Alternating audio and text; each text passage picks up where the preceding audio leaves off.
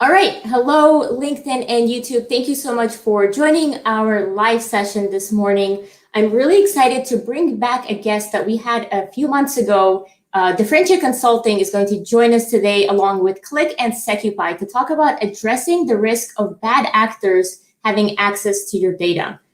I really want to know where people are tuning in from. I think it's always interesting to hear the diverse audience that we're getting into the session. So definitely, as you're joining, let us know where you're tuning in from. And if you'd like the conversation, feel free to share, comment, like, ask questions, and so forth. All right. At this point, I'm actually going to bring Donna Hopkins up on the virtual stage here. Hello, Donna. Hello. Thanks, Kate. Delighted to be here on November the 5th, otherwise known as Guy Fawkes Night in the UK, which we'll cover in a bit. Yes, thanks for that. So I up until about a week or two ago, I've never heard of Guy Fawkes, but I did some, I know it's like I live under a rock, but apparently it's a big deal for the UK. So do you want to just tell people briefly what is Guy Fawkes and how this relates to the session? Okay, well, without giving everyone too much of a history lesson, Guy Fawkes is someone that some people in the UK, not everyone I must admit, but some people in the UK refer to him as a bad actor because he and a group of people, unscrupulous characters, attempted to assassinate King James I way back in 1605 and overturn Parliament. There was some blood, death, murder, kill, all that kind of stuff. I encourage people to look it up for themselves, but it'll all become more clear as we go through the session today as to why that's relevant. Absolutely. Thank you. I know you and I spoke several times already, but for those who are not familiar with, yourself, Donna, or Differentiate Consulting, can you please provide some background? Yeah, absolutely. So Differentiate Consulting are an elite Qlik partner. Foremost, we're based in the UK since 2002, and we had a strong ERP heritage, being an Oracle Gold partner, and it was that partnership actually that led us to become a Qlik partner, because a lot of our ERP customers needed a more advanced reporting solution or the ability for cross-system reporting. We were ideally placed with so many customers, and a partnership with Qlik then to implement some solutions for them. It's grown from there. We've been an elite partner now for 10 years with Qlik. I myself have been with the company for 8 years, so I can't pretend that it's me that made us elite, but I've certainly helped keep us there. I'm head of customer care, so I look after all of our customers and make sure that they're aware of all of the solutions. Like today, this is one of the solutions that we're taking out to our customers, but I also make sure that they're being looked after. Not me, myself. We've got so many customers, I couldn't do that all by myself. I've got a team of people that help me with that. Yeah, that's great. So somebody mentioned that there's a crazy echo happening. I'm wondering if it's on your side or my side, but I will maybe grab a mic. Well, I'm going to ask you another question. While you answer that, I'm going to go grab a mic to hopefully avoid the echo. It seems like there's an issue. But so, Donna, how has Differentiate Consulting been dealing with the pandemic? Not sure if you heard there's a pandemic going on, guys. Most companies are affected. So I wanted to know how you guys are dealing with that. Yeah, we've been really fortunate, mainly because of the work that we do and how we're set up. We were really able to rapidly adapt to working from home, and not just adapt ourselves, but actually we've been able to help a lot of our customers adapt to working from home as well, and implement the security that they needed to be able to do that safely with lower risk. We've been offering virtual training, so nearly all of our services we've been able to offer remotely or virtually anyway. There's only been a very select few, maybe public sector clients, where you absolutely have to be on site in a box with 8 footballs and that kind of thing, where you're absolutely not going to get any access to their systems. So only when it's absolutely necessary have we had to be on site. Everything else has been business as usual. Okay, yeah, I mean, that's really great. And hopefully this eliminated echo. So Scott Miller, let us know if there's still an echo. That's great that it's been business as usual. I know a lot of companies can't really say the same. So who exactly would be your ideal customer, right? Who can you actually help? And do you focus on specific industries, regions? What's your focus area? So whilst most of our customers are in the UK, we've got over 500 customers globally. We've got a lot of customers in Europe. We've got some customers in the US, and we're pretty sector agnostic because we've got such a large team, each of whom bring sector experience with them. We can work with everyone from public sector to retail, manufacturing. We work with media. So there isn't really an ideal sector. And in terms of customer size as well, we've got customers, everyone from just a one-man band who needs the reporting solution to help them with their little sole trader business, right through to thousands and thousands of users across the globe. Okay, great. So I know today we're going to be bringing in your partners, Secupy and Qlik, and I just wanted to maybe get a bit of background about how did that partnership come about and how do you guys go to market together? Okay, so being head of customer care for over 500 customers, I get to talk to customers not just about what we're doing for them, but the other challenges that they might have across the business as a whole. And with everything moving so quickly, everyone modernizing or attempting to modernize so quickly, with that comes the question of security. And it's not a case of just putting up firewalls and things anymore. There's a lot more to it, especially with regulations like GDPR and the pandemic. If I'm honest, this year has really seen, not just in the UK, I've been keeping an eye on it globally, but there have been relentless attacks on organisations where these bad actors, as we say, have been targeting or exploiting any of the vulnerabilities that people have had to take during the pandemic to get people set up at home as quickly as possible to continue working. So where Secupy comes into that is whenever we're talking to customers and we're identifying trends and patterns, we're their trusted partner. So even though security isn't really the core of what Differentiate started off to do and set out to do, we do help our customers. They'll approach us for all sorts of things, and we'll do our best then to put together a solution. We'll go and approach lots of different vendors, lots of different technologies to find what we class as best of breed solution. And in this case, the relationship with Qlik and Secupy and just the simplicity of the technology, but how powerful the technology is, it's perfect. It's a perfect partnership. I'm not going to steal too much away from the main show and from the other people that we've got on today. But yeah, I think by the time we reach the end of the presentation and the conversation, people will see why this is a match made in heaven. Awesome. Thank you, Donna. So we do have a question here from SD. So what is the objective of this meeting? What are we trying to get out of the session? Well, I just wanted to tell you all about Guy Fawkes. I'm a complete fraud. As head of customer care, I'm non-technical at all. But what I did really, really want to do is start talking about more of the detailed steps we need to take to make it sure that data is secure end to end. And like I said, that's not just putting up firewalls and saying, right, everyone outside cannot access this. It's about actually making that data useless if there was a breach or some sort of ransomware attack, anything like that. Make it completely useless to these bad actors.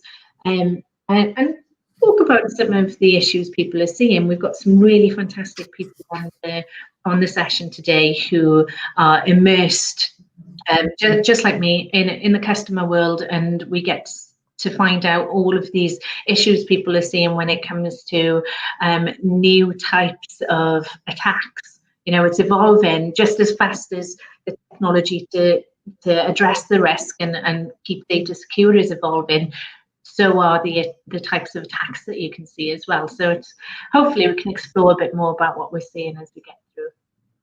Awesome. Thank you for that. Donna, you mentioned we're going to have some really cool guests, and I think I'm actually going to bring one of them up on the virtual stage right now. We've got Nicole from Differentiate Consulting. Hello, Nicole. Hi, Kate. How are you? How's it going? Yeah, all good. All good. I'm excited to be on the first LinkedIn live session, so all good. I feel like I'm the first. I provide a lot of guests on for their first LinkedIn live sessions. I really like being the first experience for people. So hopefully Right. you're having fun. I know you just joined. You were sitting backstage, but Yeah. Nicole, can you provide an introduction and tell people a little bit more about yourself? Yep, sure. I'm working with Differentiate Consulting as a service delivery manager. I majorly work with Qlik platform architecture, helping customers implement and adopt Qlik, and also help them with third-party integrations and solution.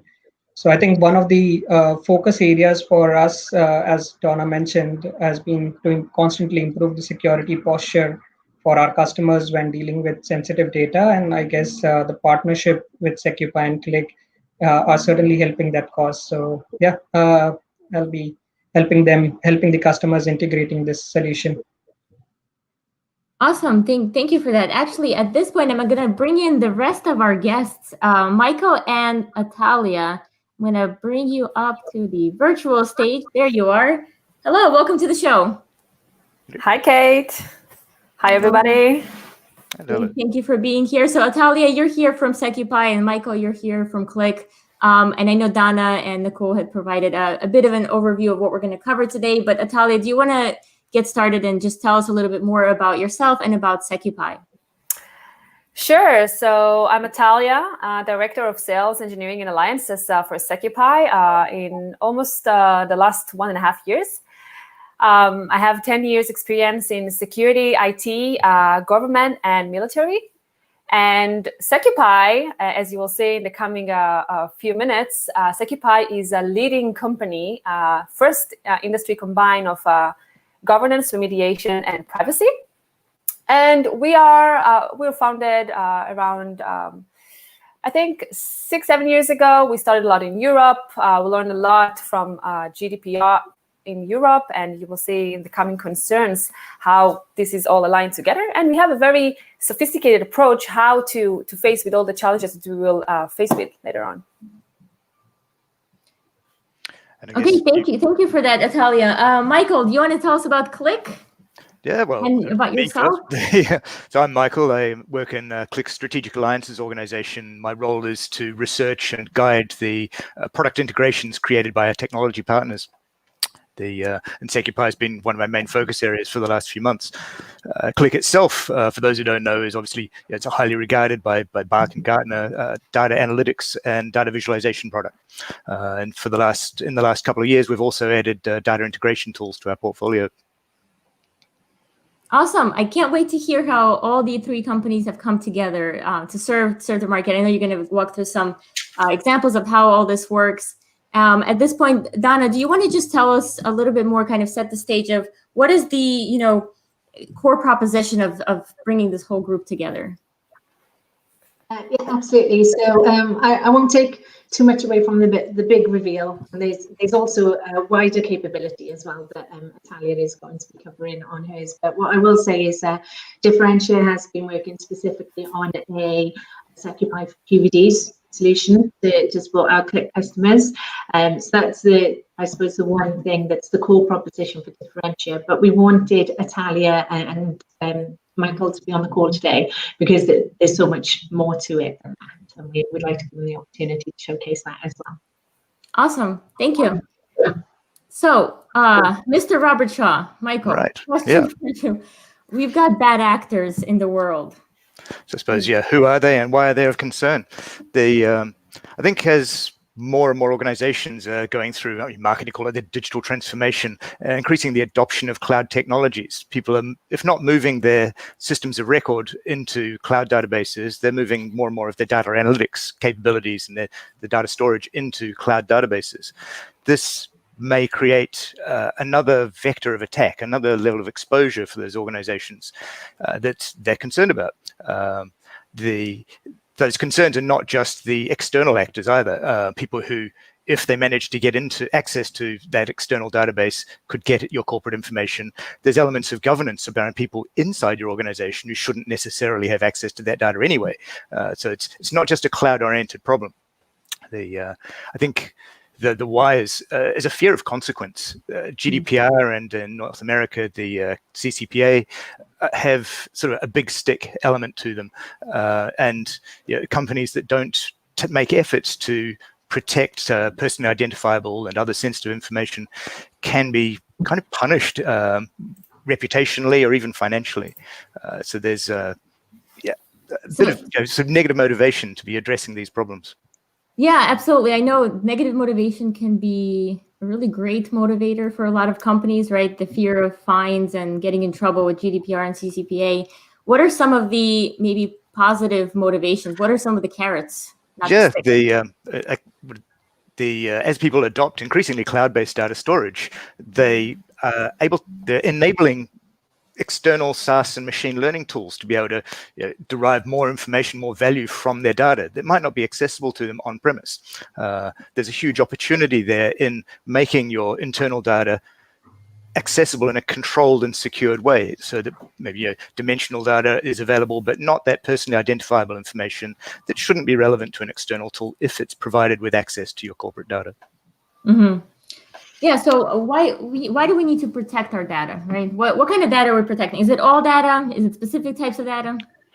That's going to come down, I suppose, to the individual organization. But in my opinion, things like dimensional data, what country or city or maybe gender somebody's who's performing a transaction, buying a product, these are not very important or delicate details. So why not be able to produce some analytics across those dimensions? The fact that somebody who was female with red hair in the UK bought $1,000 worth of something, beautiful clocks. This is not a delicate or revealing sort of fact, but an actual name and address, the credit card number they used to perform that transaction. These things are sensitive and shouldn't be made available. I think Kimber would probably call these data elements degenerate dimensions. They're not things you would aggregate or sort or filter by, but they're things that could be interesting when you need to get deeper detail of a transaction for some forensic reason. So they're going to be stored, but they shouldn't be generally available. Yeah, so why do you think it's so difficult for companies to protect their PII? Can't they just lock it up somewhere in a box and not give anybody access? Yeah, maybe with a lot of effort in your data management, you could sort of split off that personally identifiable information so that it wasn't available to your analytics people. But then some analytics people have a legitimate need to access that data. And I might, during my demo, even demonstrate one of those use cases. I think if you just simply try to encrypt that sensitive data, what might have been, say, an 8-character social security number or a 10-character credit card number suddenly turns into a 50-character string. And it may not be practical or possible to actually store that in your analytics database. There are other approaches that, for example, Secupy provide around format preserving encryption. This is much simpler and much easier to do with much less impact on your ETL processes or the shape and structure of the target databases. Okay, thanks for that. Natalia, I'd love to hear your perspectives from a cybersecurity side of this issue.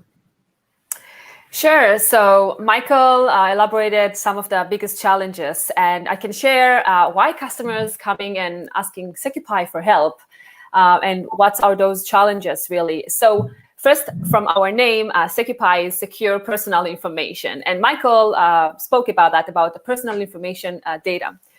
And the main goal of customers today is to find this single pane of glass, because today, you're managing data all over the place. It can be on your premises, in cloud environment, and so many people are getting access to the data from so many different locations and time, etc.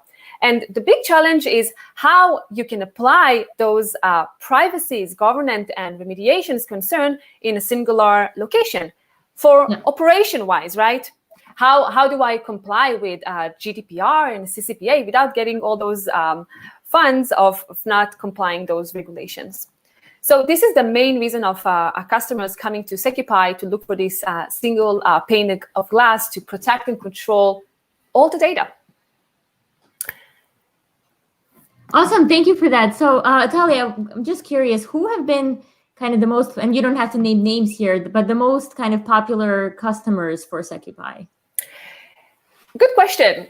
So basically, every company that has sensitive data can be potential customer of Secupy, financial industries, telco, retail, healthcare, etc. Yeah. It can be PII, PHI, PCI data, both on-premise and cloud. And with all those challenges that Michael said earlier about cloud environments, Yeah. there you need even to apply more safeguards on your data. Mm-hmm. And this is, I guess, a question to the general panel here. But do you guys feel that clients are taking more actions because of the potential consequences, or because of the potential benefits of securing their data? I think it's the combination.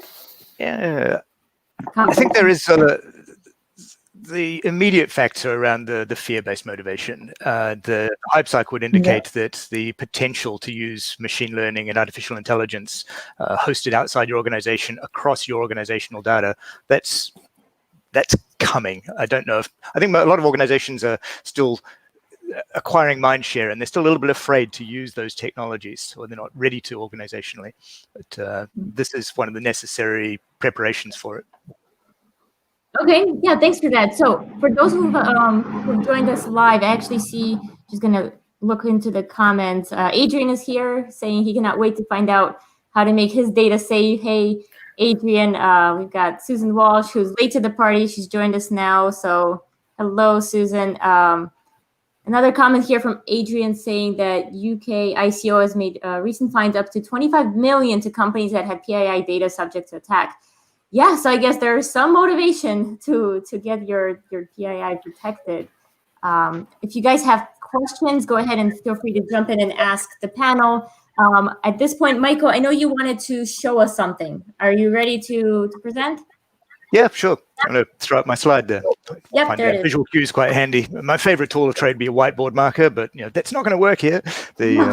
So this diagram kind of restates the kind of the problem itself. You have organizations with a lot of transactional systems of record there on the bottom left.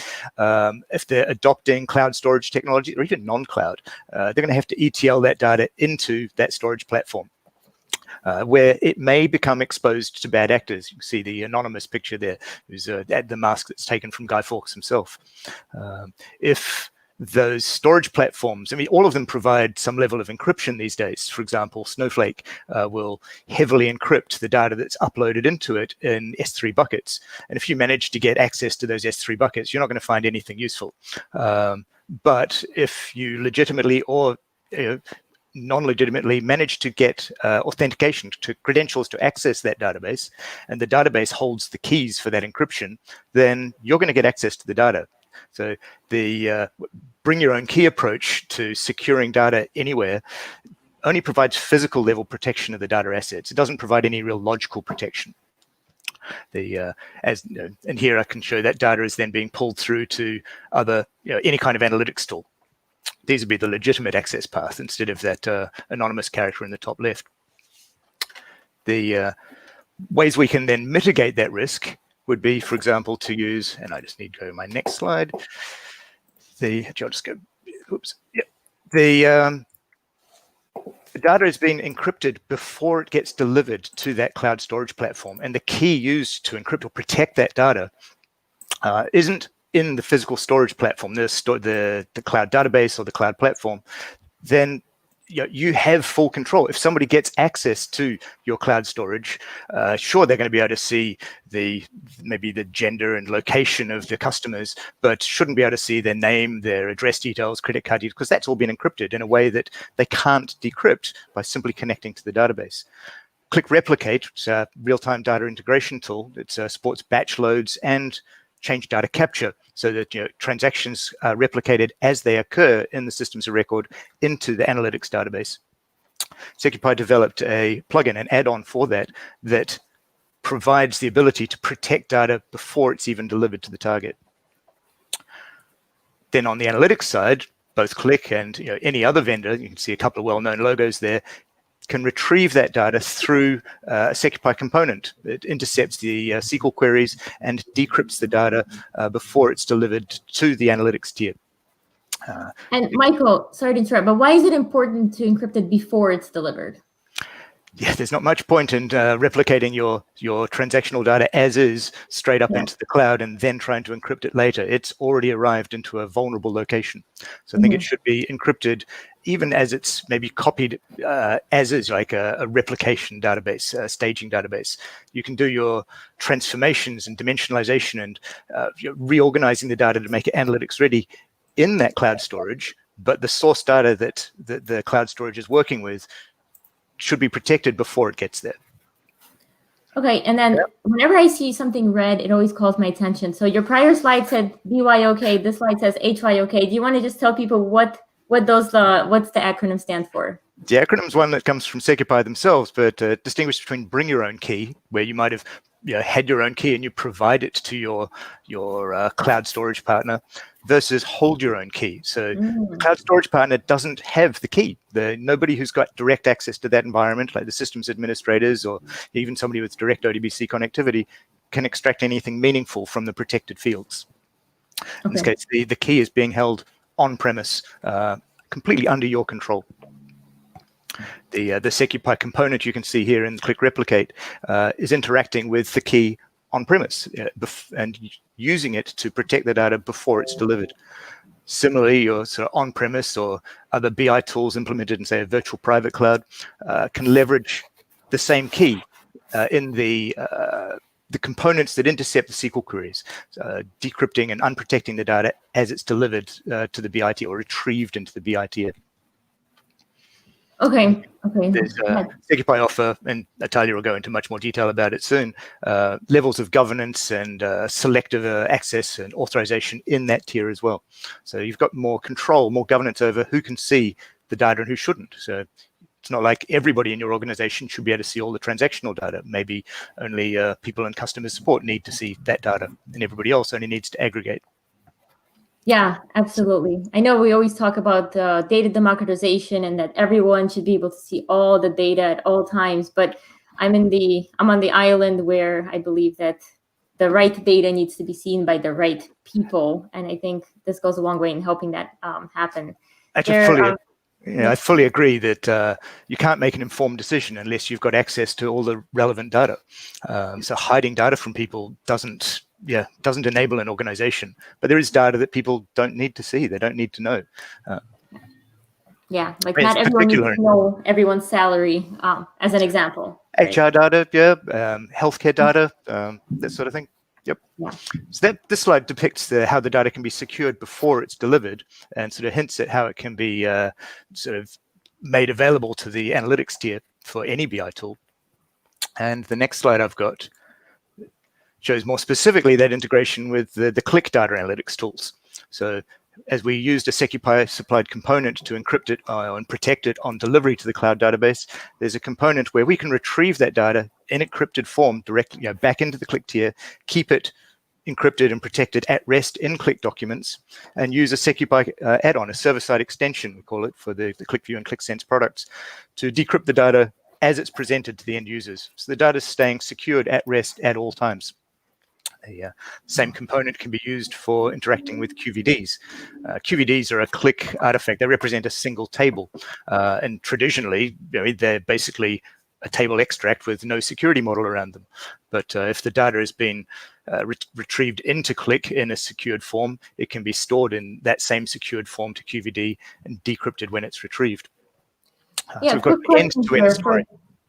For either Michael or Natalia, how does that actually work? So if I'm using Qlik or any of the other BI tools that you mentioned on the prior slide, how does Secupy kind of connect? Is it an extension, or how does that work? That's a great question. Let me share with you some of my slides about that.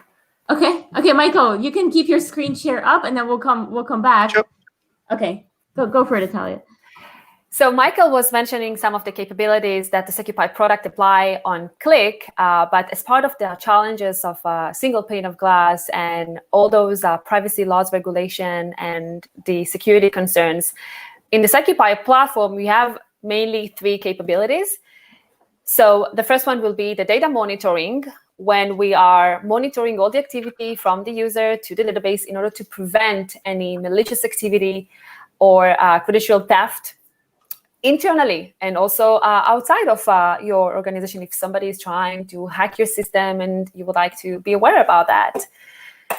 Then we are continuing with the data remediation. There we are applying the data protection itself, at rest and in motion, as Michael mentioned earlier, on the column, row, and field level security with multiple techniques to protect your data. It can be dynamic data masking, FPE functions, even your own techniques. You can apply that into Secupy. And this is based on purpose-based access control. This is something that Gartner recently defined purpose-based as a combination of role-level security and attribute-based access control, because we understood that role-level security is just not enough, especially with all those privacy laws, regulation, which bring me to the last point of the product, which is data governance. Because our solution is based on policies-driven and the rules going to follow the data, you can comply with regulation very easily with few policies, and then to face with big challenges such as right to be forgotten. How do I erase one record from my database across multiple databases? How do I achieve privacy by design? How can I make sure that, as you mentioned it, Kate, earlier, I'm letting my employees to see the data on a need-to-know basis? So to understand exactly how it is look like architecture-wise, how we are actually doing it. And this is the beauty of the product, the elegance on this product. So as I mentioned earlier, most of my customers, and in general, all the customers, we have databases everywhere. In hybrid approach, we call it. You have multiple cloud environments on Azure, AWS, GCP, and you can host their multiple databases. Snowflake, you can have BigQuery, Redshift, etc. You might have big data, you might have traditional databases hosted on your premises, on your VPC. And you also run some cataloging and discovery tools in order to understand your governance. Where the challenge comes from? The challenge comes when you have multiple data consumers. Those data consumers can be with different roles, usually multiple roles, consume the data from multiple locations, from the United States, from Europe, all those privacy regulation laws, multiple times and multiple applications. And this is where the challenge comes. How do I apply this protection on a need-to-know basis? My consumers can consume the data from various analytics and BI. And if we are focusing on Qliks, we have Qlik Sense, Qlik View, as well as my consumers can consume the data from business applications, from native cloud application, and from DBA tools. This is not just the upstream, there is also the downstream level, which is the data ingestion. I need to load the data from various ETL tools. In Qlik, we have Qlik Replicate. And what Secupy does, without touching the database, without doing any code changes, we are applying an enforcement point. Enforcement point on top of the consumers and on the ingestion. This is how we are making sure that every activity from the user to the database going through the Secupy enforcement point. The same for the ingestion. This is how we can control how to rewrite the query, how to protect the data on the fly and at rest. We can do that with three main different technologies based on the application and our database, either instrumentation overlay, either gateway, which is just an HTTP proxy. Those will be relevant for web applications. And we can even wrap the driver that is connecting directly to the database. And the same can happen with ingestion. Now you're asking yourself, but how those enforcement points knows what to check, how to rewrite the query? Where are those policies getting those policies?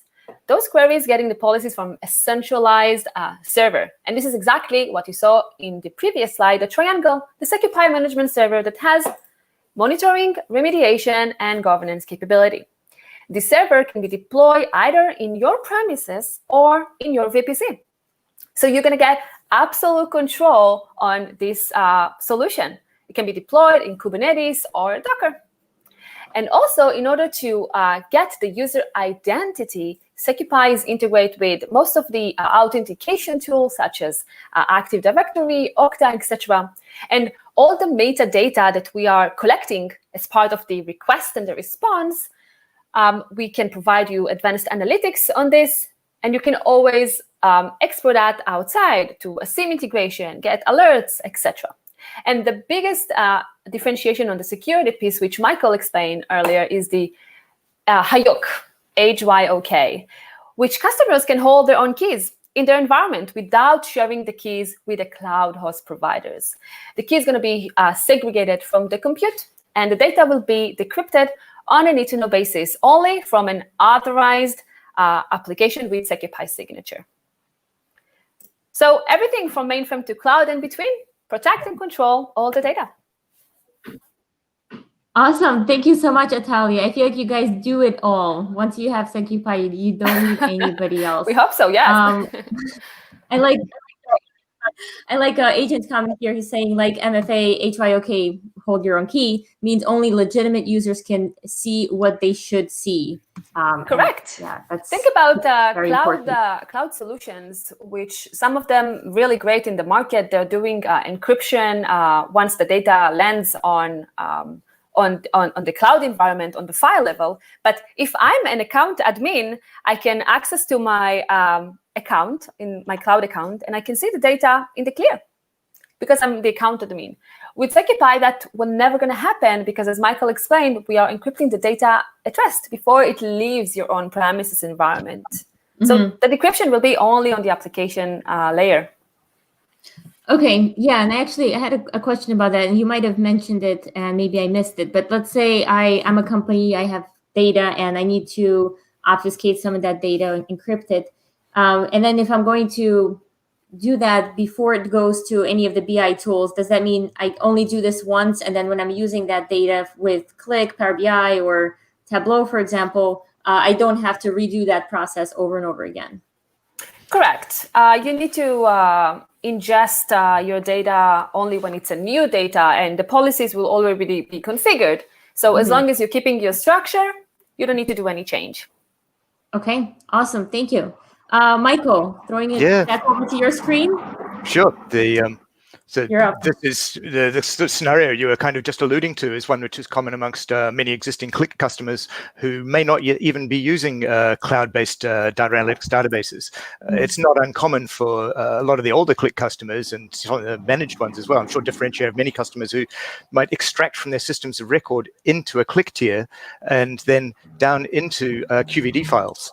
And QVD files, then using it kind of like a logical data warehouse. So that first tier may be just extraction into the sort of QVD library, and then you could transform the data and make it more analytics ready, dimensionalize it, clean it up, add more fields to it. So with Secupy, you could do this without replication, without necessarily a cloud database. You would leverage the Secupy add-on, the server-side extension, to encrypt the sensitive data as it was ingested. Maybe that's incremental extractions from the systems of record down into the first QVDs you see on the sort of just to the center left at the bottom. So from that moment onwards, that data is protected. Even if it goes through the middle tier of transformation into other QVD files or other tables where the data is being made, say, for example, more dimensional to make it simpler to analyze in a BI tool. Only at the point when it's actually being visualized, it could then be decrypted. And whether it was being visualized using Qlik or visualized with another product, it's that moment, that final moment in between, from the moment it left the systems of record on the left to the moment it's actually delivered to the right and correctly authorized people on the right, it's secured at rest. Make sense? Yeah. To actually even see that flow, I can sneak into a few more pictures that I'm going to avoid the demo gods and do it with PowerPoint. This was a screenshot of Qlik Replicate, where you identify source and target databases and choose which tables you wanted to copy, perhaps in real time with change data capture. In this case, I've highlighted the contact name field, and rather than just copying the contact name field from source to target, I've applied a transformation that is performing format preserving encryption on it. So the source field was 30 characters, the target field's 30 characters. But what's going to get delivered, you can see, for example, there in the parse expression on the right, I've typed my name in, and the results of that transformation will be that fairly junky string you see there below test expression. That's what will be delivered into the target database. So if I was, say, uploading into Snowflake, my customer table, I've chosen to obscure the company name, contact name, address, but I've left the city, region, country available because maybe I'm going to perform some country level analytics, perfectly reasonable. Contact titles, not very sensitive, so I've left that unencrypted. But in the red, that data has landed in the database, encrypted, and nobody can extract any meaning from it unless they come through an interface that has access to that key, and that key is on premise.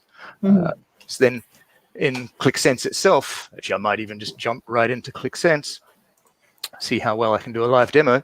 Here's a very simple retail data model in Qlik Sense, and my customers table has, you can see the customer company name, contact name, address. These are not usable data. But if I'm actually performing some analytics, maybe I had something like I've discovered there's going to be a product recall of a seafood product in. Ooh, this is why you avoid the demo gods, isn't it?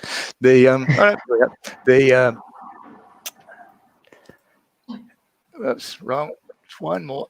Whilst you're just waiting for that, Michael, actually, I was going to say, talking about this whole issue with QVDs and data going into QVDs, before we even start talking about cloud and things, even just this morning, one of the calls that I had from a customer was slightly frustrated. I won't mention the customer on the call, but frustrated because they've got Qlik in the organisation now, and they've done lots and lots of work in preparing the data to make it accessible and ready for analytics.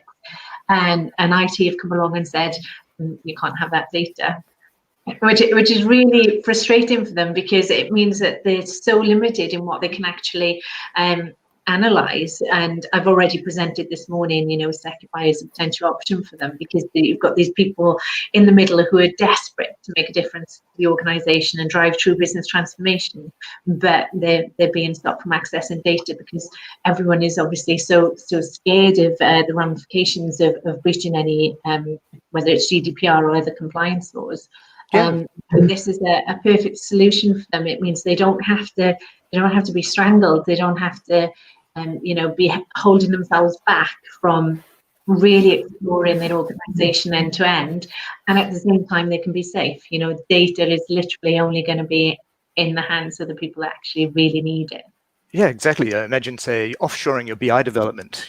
These guys need access to meaningful data, but they really don't need to see the sensitive stuff. So you can give them access to a database full of protected information, or even QVD files containing protected information. They can build the content, and when you provide access to your employees, you could allow the authorization model to actually decode and unprotect that data as needed. Here I'm going to have the I've discovered that European customers, so I applied a bookmark to choose my European countries. I'm just going to drill into seafood products, and we've discovered the Carnarvon tigers, sort of big prawns or something, have to be recalled. So we need to find the customers who've been buying them. So a most recent data set, 1998, so this is a very simple little database. I can see there were some transactions. And if I can now drill across to my customer detail view, I'll be able to see, because I've isolated that smaller sample set. And even though my customer company name and contact names were encrypted, you can still see them here directly from the physical data model, meaningless information. They're showing in clear text here. So now I can actually, because I'm authorized to, on a need-to-know basis, get the actual details of the people who've been performing those transactions, not just the fact that certain countries have been buying certain volumes of different kinds of food category. And that's actually achieved using basically a calculated dimension. Because the PIIs, it's not really dimensional, it's more what Kim will call a degenerate dimension. You might use a calculated measure instead. And that's implemented directly in the document. So I'll be happy to add just one comment on this, because I saw one question here in the chat regards to HSM service. So the way that we are doing the encryption and decryption, we are providing a capability to have key per column, and we're not an HSM service. Secupy does provide its own key store if you would like to use it, but we also integrate with external HSM and KMS.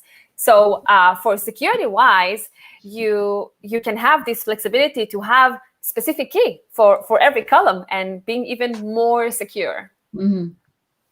Yeah, I pulled up the, I was saving questions, Natalia. You beat me to it. I love it. Thank you for addressing that.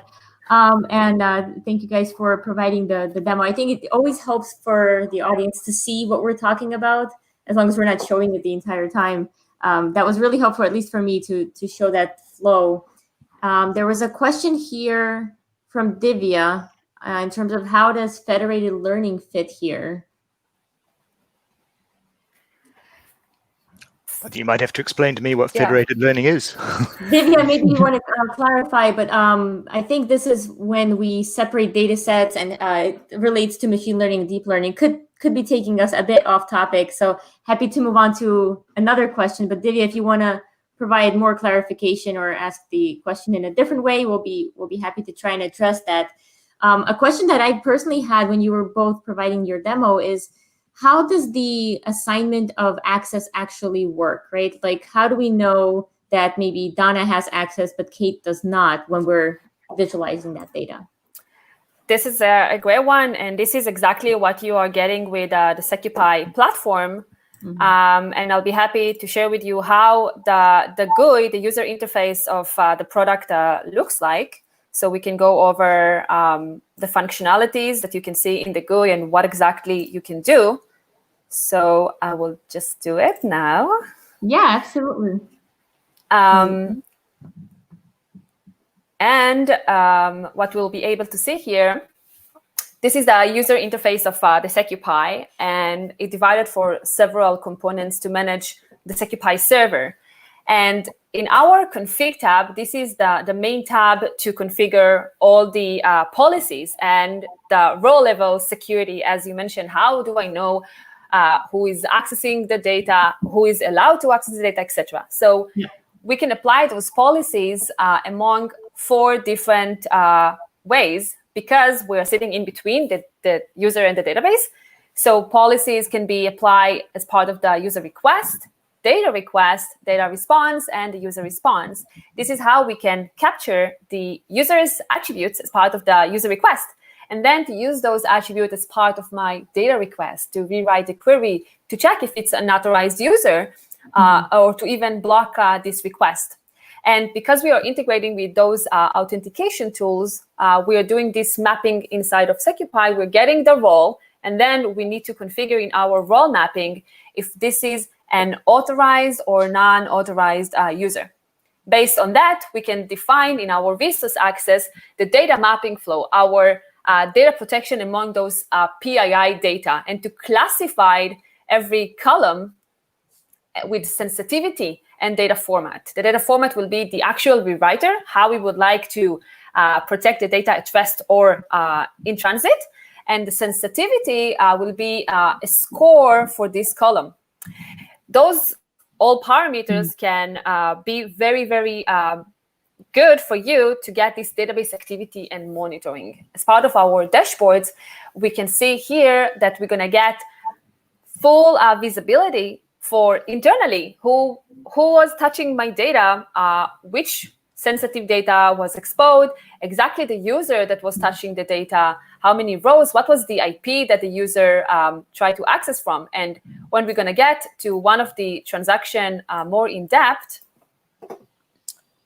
we can see that I can get forensics capability about this request. I know exactly the query that was executed by whom, what time, what was the role, exactly how we applied our protection. And the most important thing will be here, the risk scoring. Every transaction will get this risk scoring. This risk scoring is calculated by Secupy based on the sensitivity parameter that you saw earlier, the classification, and the number of the rows. And this is how we can understand if there is a suspicious request. Somebody is trying to steal my data. Somebody is trying to run unauthorized requests. And this is one of the biggest challenges today, because especially those admin users, those high privilege users that has the right to do basically everything that they want with the system, and those internal breaches that happened, I think last year in Capital One, when person had the whole rights to run certain queries, this person stole the data. Nobody knew about that. By having this risk scoring, then you can configure with Secupy some policies even to block a request if it's a suspicious request with a high sensitivity scoring. Or let's say there are some activities that you don't want to block, but you want to be aware about them. You can configure some alerts regards those measurements based on high sensitivity requests, or sometimes you want to know when somebody accesses customers' data. This is something that I'm very sensitive in my organization. Those alerts can pop internally at Secupy as part of our dashboards in our analytical alerts, can be classified based on that specific alert. And those alerts can pop outside of Secupy, integrating with SIEM integration, getting an email for the sysadmin, etc. All those capabilities that will help organizations to protect from themselves.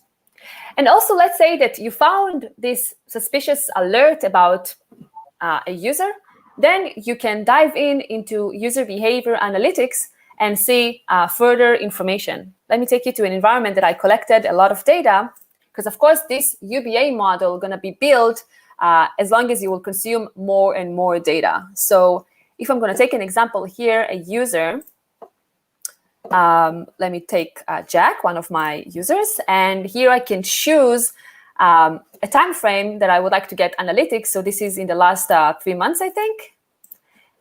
6 months, all right. And then we can see here analytics of the user, the blue line, compared to the user peers. And to say if this user is trying to do any malicious activities, to run here additional analytics tools to see the user compared to the medium in different aspects, and basically to see all the user activity in that 6 months period. This data is never erased unless you decided to flash it out. And this is very interesting because think about it. Today, the user maybe consumed the data from Qlik, but maybe tomorrow the user will consume the data from Tableau. Today, the user were trying to touch the data stored at Snowflake, and tomorrow the user trying to touch the data stored at Oracle. Everything will be audited and monitored within a singular platform within one user interface.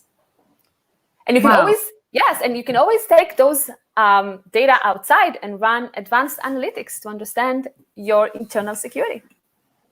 Natalia, this is awesome. I'm so glad that you showed us this actual user interface in the dashboard, because for me, it truly helped me understand and grasp what exactly you do for clients and how you can actually help them see what other people are doing with their data or what they're trying to do. A bunch of questions came up while you were showing me this, and I tried to stay on mute to let you kind of run through everything. One of the questions I had was, let's say you find a user that is not behaving the way they're supposed to. Jack has gone crazy. Jack is trying to get all your private data from the company. What can you do at that point from Secupy? Can you just cut him off completely? Can you just say no more Jack? Mm-hmm. You can suspend the user, but the best thing to do is to be aware that this activity is happening before it really happened. And this is why exactly when you capture this risk scoring as part of the request, you can decide to suspend this request and the user will never be exposed to this activity that he is trying to do. Okay. Yeah, that's really cool. I think it's so helpful to have the alerts and to have this dashboard. My other question here was, who do you see from your clients that actually use the dashboard? Is it the information security team? Is it the chief data officer in their team, or who's actually using this? So this is a good question, and I don't have a single response for it because security with different companies is managed a bit differently. So of course that the InfoSec team will always going to be involved, but then in some companies the CISO will use that, some companies the DPO, and some people that managing the platform, if it's in the architecture team, the IT. So all those components would probably going to be any visibility to the Secupy dashboards. Okay, awesome. Thank you. We actually had a question here come in from Frederick. He's asking, if importing the same data multiple times, will the obfuscated data stay the same, avoiding duplicates in restarted batch jobs as an example? If not, could you elaborate on the encryption solve? Importing the same data. So first, if you import the same data, we can use the CDC capability with Qlik, for example. We won't import the entire data. We're just going to bring the changes, right?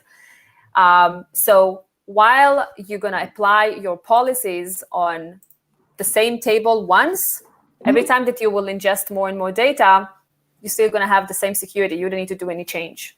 Yeah, so there's a format preserving encryption algorithm applied to the data, and that's going to be, I believe, consistent for that particular piece of data. So my name, I think, will continue to be encrypted, to as far as I know, to the same format.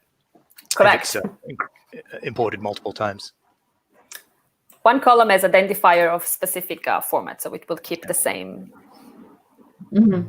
Okay, yeah, thank you for that. And Adrian says, de-risking commercial data means it has no ransomware value. Imagine that. So who wants to address that? Why do we care about ransomware value?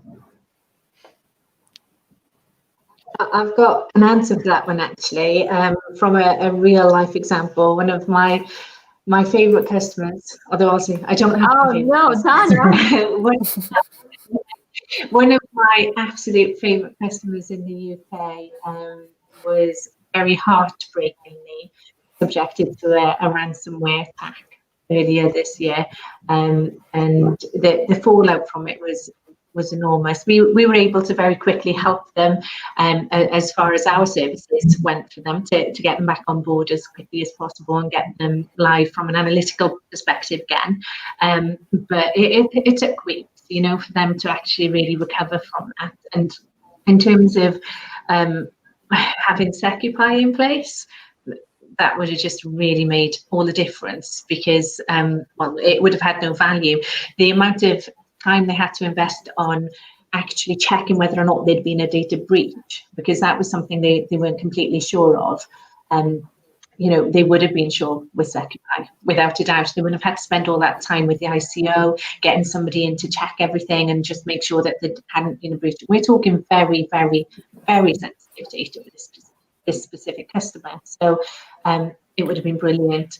And talking about another customer, a high profile one that is actually in the public domain, not a differential customer, but there was a hack with TalkTalk years ago, very high profile case where thousands of customers had their data stolen, and then those customers were actually subjected to, again, relentless attacks from these hackers claiming to be TalkTalk and scamming these individuals. And whilst TalkTalk in the public domain were fined around about 400,000 UK pounds, a study at a later date showed that the actual cost of that hack was 77 million, because of the compensation and everything, and obviously having to, and by the way, Secupy doesn't cost 77 million, so if we had that, it would be all the difference. So when you think about your external threats could potentially cost you 77 million.